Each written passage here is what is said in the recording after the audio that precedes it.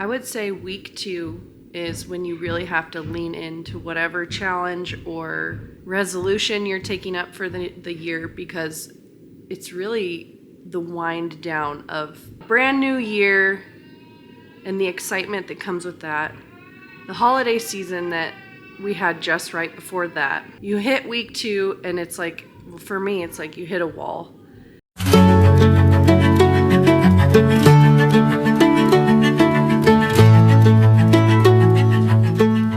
That's when you really have to lean in and go, okay, anything that's worthwhile takes effort. And so that's kind of where I'm at right now. Right now we're on day 15. And so wrapped up week 2. And it was really challenging for me. Mostly just being tired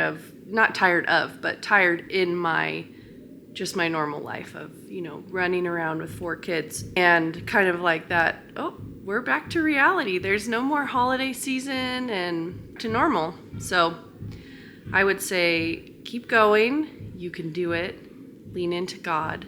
Ask Him for grace. Ask Him for what I've been asking for is just joy. Help me to have joy with my kids. And here they are right now at 5:45 in the morning arguing. So keep going.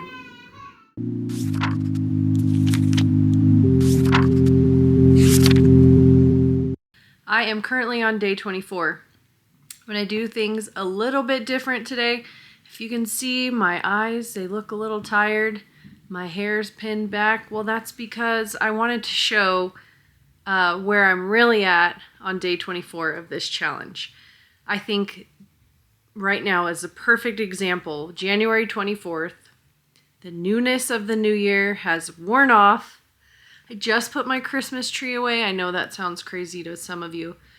All my other Christmas decorations have been put away for a while, but there's something about hanging on to that Christmas tree with the lights that I just can't get enough of. So day 24 and the Christmas tree is packed away, and I am sitting here and I'm just trying to do a lot of retrospective thinking of how these last 24 days have been. So let's jump into it. Wanted to take a moment just to share where I'm honestly at.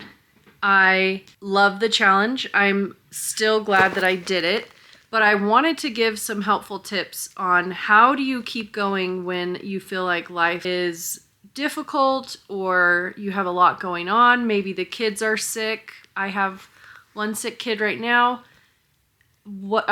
Also normal activities tend to have been resumed by this time. So when you start on January 1st, at least in my experience, it can feel really exciting to tackle a lot of new things because you have the time. But then as school starts back up and normal activities resume, you start to find, wow, I think I bit off more than I can chew. And that might have been something that I did.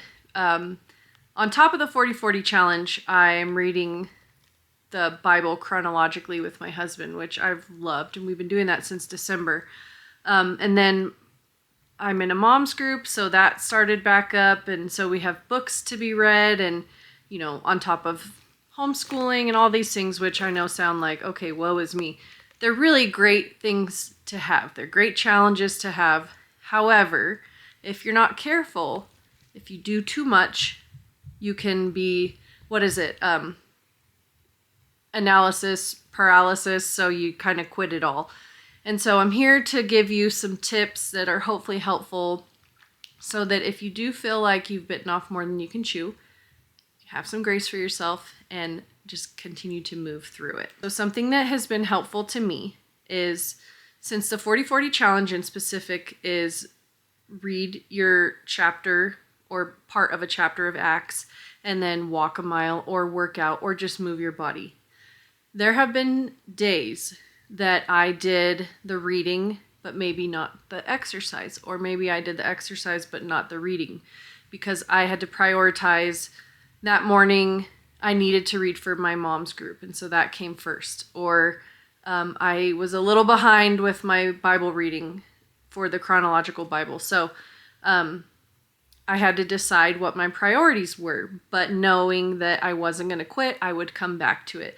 So I think that that's really helpful. Is sometimes it's, especially if you're in a season like I am, where I have 4 kids under the age of 6, I am not in a season where I can afford to have an all or nothing mentality.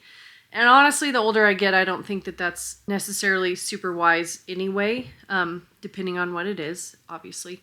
So all that to say, prioritizing what's right for you is okay. And knowing that you're not quitting, you'll come back to it. So this morning, for instance, I had 4 days of reading 4 acts to catch up on. And instead of beating myself up and going, oh, well, I'm on a YouTube video, I have to do it, or I'm going to be, whatever the thoughts in your head say, I said, you know what? It's okay. I had other things going on that had to take priority, and I finished those. And this morning, it was Saturday morning. My husband is not working, so I had a little bit more time to sleep in, and then also to do my reading. And so I took advantage of that. And instead of cramming it in to 4 separate days last week when we had a lot going on, a lot of different school stuff and places we were going and, winter storms, I was able to sit this morning with my coffee and just really read it and consume it and make it applicable. And so for me, that worked. I just wanted to tell you, when you're going through that mid-challenge slump, it's okay. It's normal. And I think half the battle is just not quitting. So I would encourage you to keep going. Have grace for yourself. I wanted to talk about what to do for your workouts when you're dog tired. Let me show you what dog tired looks like. When all you want to do is lay on the bed.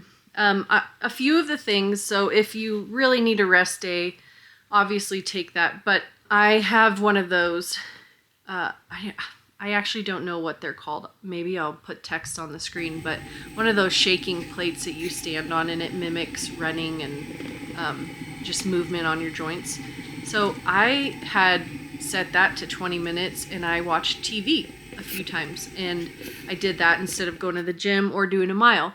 I played pickleball last night for like 2 hours, and so I'm like, that's definitely my workout.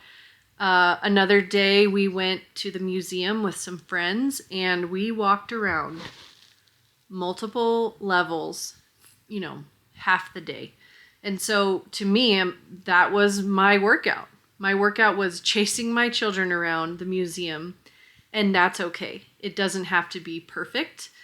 I think the point is moving your body and honoring the temple that God gave you, and also being flexible, because something I have found with challenges, the older I get, now you can do them exactly to the T. And if that, motivates you and it's something that you personally need, then by all means go for it.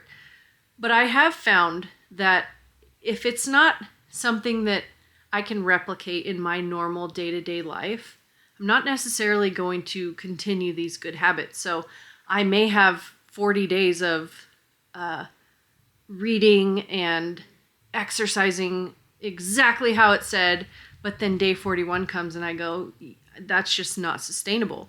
So for me in my life, as a person born in the 1900s and with 4 kids, I want to create habits that will last.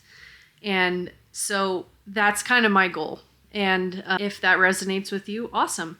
Hopefully I can give you some more tips on things that I do. So one more thing that helps me not quit is not looking to the day 40. Not looking at the end of the challenge and just focusing on, okay, I gotta just get to that. Because I think that if you do that, you lose where we're at. We're at day 24. We're in the middle. We're in the part that's not necessarily as exciting or as comfortable. The newness has worn off. And so if you think about it, that's probably where the change and the growth really happens. And it's in those low valleys where you learn a lot about yourself. And if you're quiet, then maybe you can hear from God and what he's speaking into your life. And if you just move quickly past that to try to check a box and make it to day 40, I think you lose a lot of perspective, and I think you lose a lot of opportunities for growth. And I'm also telling myself that I'm doing this not, like I said, not to check a box, but to really read through the book of Acts, to really see the start of the church and to see the spread of Christianity and to see and learn more about the disciples so that I can be a disciple of Christ myself. And if I'm just reading through it quickly just so that I can make my little checkbox on my paper, then what am I really getting out of it, and really what's the point? And so I just want to encourage you, when you're tired and you just feel like, is it even worth it anymore? You're just in the middle. Take one day at a time and trust the process. Trust God and be open to flexibility. I think that's the biggest thing that I'm taking away for me right now is be open to flexibility and open to creating habits that are sustainable when this is over. So that when this is over, my body still craves movement in some way. And maybe it's just hopping on the Peloton for a walk or a bike ride. That was another thing I did. I was very tired and I was wanting to read. I was just like, I want to read my book. So I took my iPad downstairs and I rode the bike.